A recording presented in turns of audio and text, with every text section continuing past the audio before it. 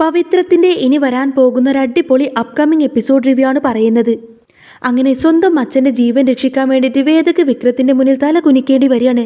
വിക്രത്തിന്റെ ഉടമ്പടി അനുസരിച്ചുകൊണ്ട് തന്നെ വേദ എന്നേക്കുമായിട്ട് വിക്രത്തിന്റെ ജീവിതത്തിൽ നിന്നും പടിയിറങ്ങി പോകുന്ന ഒരു സാഹചര്യം വരും. അതിന്റെ ഡീറ്റെയിൽഡ് വീഡിയോ ഞാൻ ഓൾറെഡി അപ്ലോഡ് ചെയ്തിട്ടുണ്ട് കേട്ടോ. കാണാൻ താല്പര്യമുണ്ടെങ്കിൽ കമന്റ് ബോക്സിൽ ഞാൻ പിൻ ചെയ്ത് വെച്ചിട്ടുണ്ട്.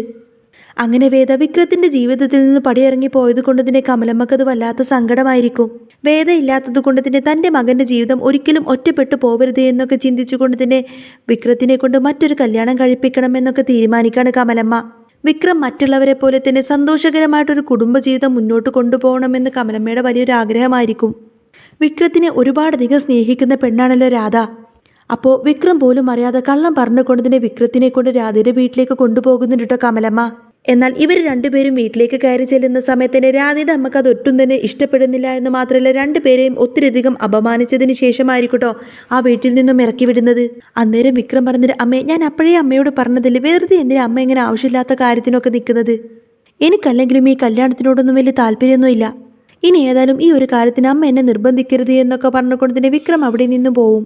എന്നാൽ വിക്രമും അമ്മയും ഇവിടെ കല്യാണം ആലോചിച്ചു വന്നു എന്ന കാര്യമെല്ലാം തന്നെ രാധ അറിയുന്ന സമയത്തിന് രാധയുടെ അമ്മയോട് ഒത്തിരിയധികം ദേഷ്യപ്പെടും. രാധ ചോദിക്കുന്നുണ്ട്, എന്താ അമ്മേ, എൻ്റെ ജീവിതം വെച്ചാണ് നിങ്ങൾ ഈ കളിക്കുന്നത്? ഞാൻ പറഞ്ഞതല്ലേ എൻ്റെ ജീവിതത്തിൽ ഒരു കല്യാണം ഉണ്ടെങ്കിൽ ഞാൻ എൻ്റെ വിക്രത്തിനെ മാത്രമേ കല്യാണം കഴിക്കുള്ളൂ എന്ന്. എന്നിട്ട് ഞാൻ കാത്തിരുന്നിട്ട് അവരിങ്ങോട്ടേക്ക് വന്നിട്ട് കല്യാണം ആലോചിക്കുന്ന സമയത്ത് നിങ്ങൾ എന്തിനാ അവരെ അപമാനിച്ച് ഇവിടെ നിന്നും മാറ്റിവിട്ടത്? എന്ത് പണിയാ അമ്മ ചെയ്തത് എന്നൊക്കെ ചോദിച്ചുകൊണ്ട് തന്നെ രാധയുടെ അമ്മയോട് ഇങ്ങനെ ദേഷ്യം പ്രകടിപ്പിക്കും. എന്നാൽ രാധയുടെ വാക്കിലൊന്നും അമ്മ വീഴുന്നുണ്ടാവില്ല. അമ്മ പറഞ്ഞിട്ട് ശരി, എന്നാൽ ഞാൻ സമ്മതിക്കാം. അങ്ങനെ നിങ്ങളുടെ കല്യാണം ഞാൻ നടത്തി തരണമെങ്കിൽ വിക്രത്തിന്റെ ഗുണ്ടായസമെല്ലാം അവസാനിപ്പിച്ചുകൊണ്ട് തന്നെ അവൻ നല്ലൊരു ജോലിക്ക് പോവണം. അങ്ങനെ അവൻ നല്ലൊരു മനുഷ്യനായി മാറിക്കഴിഞ്ഞാൽ മാത്രം ഞാൻ ഈ കല്യാണത്തിന് സമ്മതിക്കാമെന്ന് പറയട്ടെ രാധയുടെ അമ്മ. എന്നിട്ട് ഈ ഒരു കാര്യം കമലമ്മയെ മാഷിനെയും അറിയിക്കുന്നുണ്ട്. എന്നാൽ വിക്രത്തിനെ കൊണ്ട് രാധയെ കല്യാണം കഴിപ്പിക്കാൻ വേണ്ടിയിട്ട് രണ്ടുപേരും രാധയുടെ വീട്ടിലേക്ക് ചെന്നു എന്ന കാര്യമൊന്നും മാഷ് അറിഞ്ഞിട്ടുണ്ടാവില്ല. രാധയുടെ അച്ഛൻ വന്നിട്ട് ഈ കാര്യങ്ങളെല്ലാം മാഷിനോട് സംസാരിക്കുന്ന സമയത്തായിരിക്കും മാഷ് ഈ കാര്യം അറിയുന്നത്. ഇത് കേൾക്കുന്ന സമയത്തിന് മാഷിന് ഭയങ്കര അങ്ങ് ദേഷ്യം വരുന്നുണ്ട് എന്ന് മാത്രമല്ല അതിനെ പറ്റിയിട്ട് കമലമ്മയോട് ചോദിക്കും.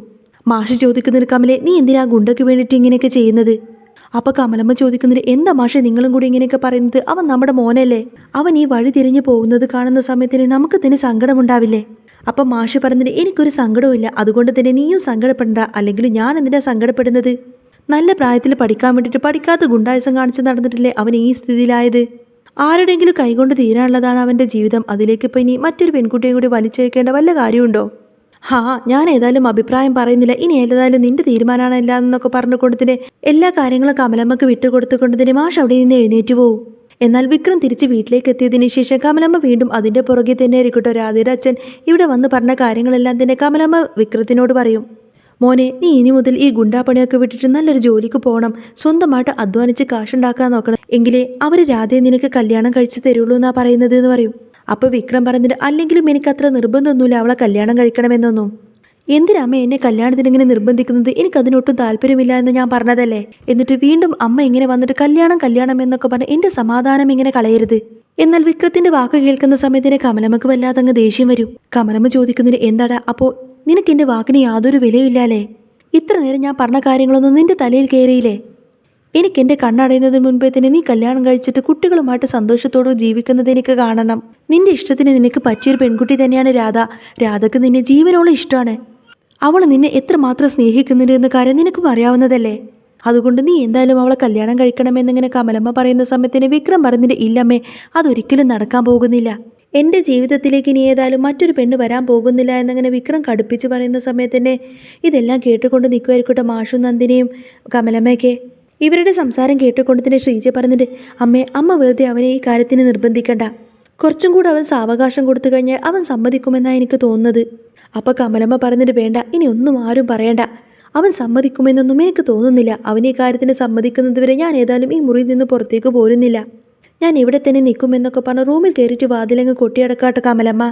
ഇത് കണ്ടുകൊണ്ടതിന് അമ്മ എന്താ ഈ കാണിക്കുന്നത് എന്നൊക്കെ ചോദിച്ചു കൊണ്ടതിന് ശ്രീജയും വിനയനൊക്കെ അങ്ങോട്ടേക്ക് ചെല്ലും. അമ്മ എന്താ ഈ കുട്ടികളെ പോലെ കളിക്കാൻ നിൽക്കുന്നത്? അമ്മക്ക് ഷുഗറും പ്രഷറൊക്കെ ഉള്ളതാണ്. കൃത്യസമയത്തിന് മരുന്നും ആഹാരം കഴിച്ചില്ലെങ്കിൽ അമ്മയുടെ അസുഖമെല്ലാം കൂടും. അമ്മ ഇങ്ങനെ ഡോർ അടച്ചിരിക്കില്ല അമ്മ എന്ന് പറയുന്ന സമയത്ത് കമലമ്മ പറയുന്നുണ്ട്, അതെ ഇതെൻ്റെ ഒരു വാശിയാണ്. ഞാൻ ഡോറ് തുറക്കില്ല എന്ന് പറഞ്ഞില്ലേ.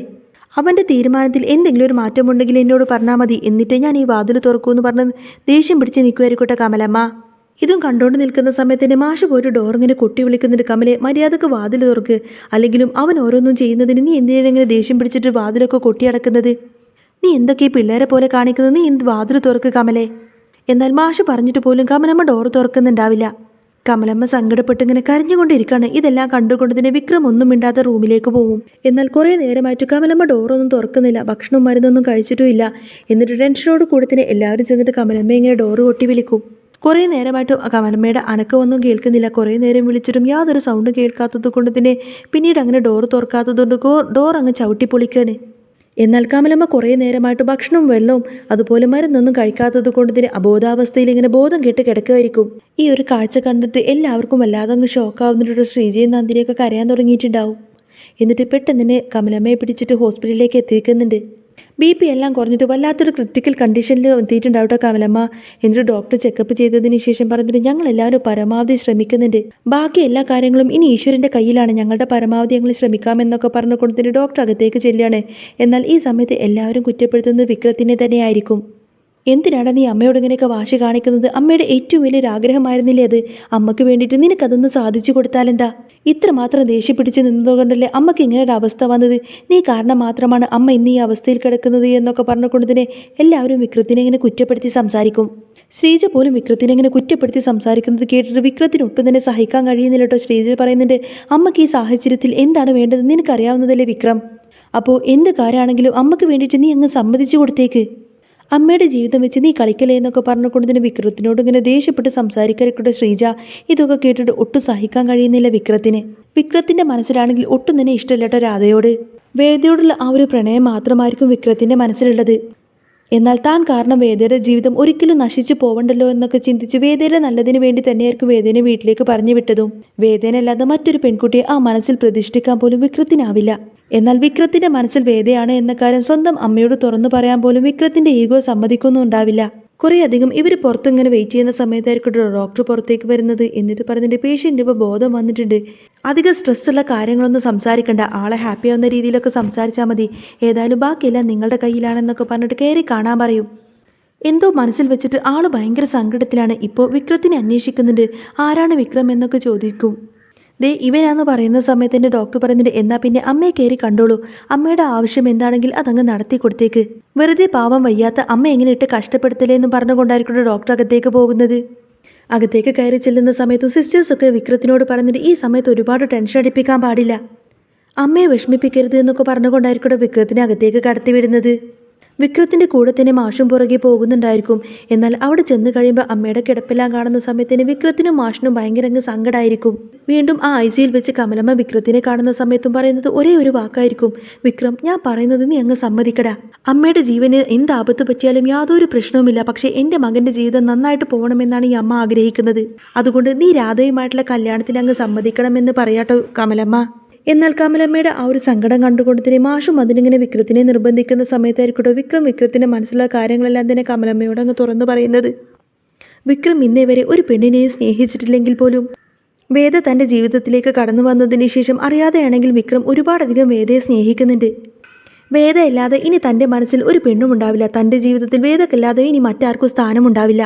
ഞാൻ കഴുത്തിൽ താലി കെട്ടിയ പെണ്ണാണ് വേദ, അതുകൊണ്ട് വേദയല്ലാതെ മറ്റൊരു സ്ത്രീയും ആ സ്ഥാനത്ത് എനിക്ക് പ്രതിഷ്ഠിക്കാൻ കഴിയില്ല എന്ന് അവസാനത്തിൽ അങ്ങ് വെട്ടിത്തുറന്നങ്ങ് പറയാട്ടെ വിക്രം പൊട്ടിക്കരഞ്ഞുകൊണ്ട് തന്നെ കമലമ്മയോട് ഈ കാര്യങ്ങളെല്ലാം തുറന്നടിച്ച് പറയുന്ന സമയത്തിന് കമലമ്മക്ക് പോലും ഭയങ്കര സന്തോഷം വരികയാണ്.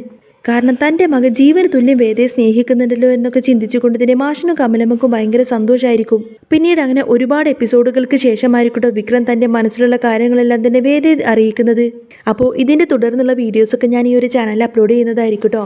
നിങ്ങൾക്ക് ഈ ഒരു ചാനൽ ഇഷ്ടമാവുകയാണെങ്കിൽ സബ്സ്ക്രൈബ് ചെയ്യാനും സപ്പോർട്ട് ചെയ്യാനൊന്നും മറക്കല്ലേ.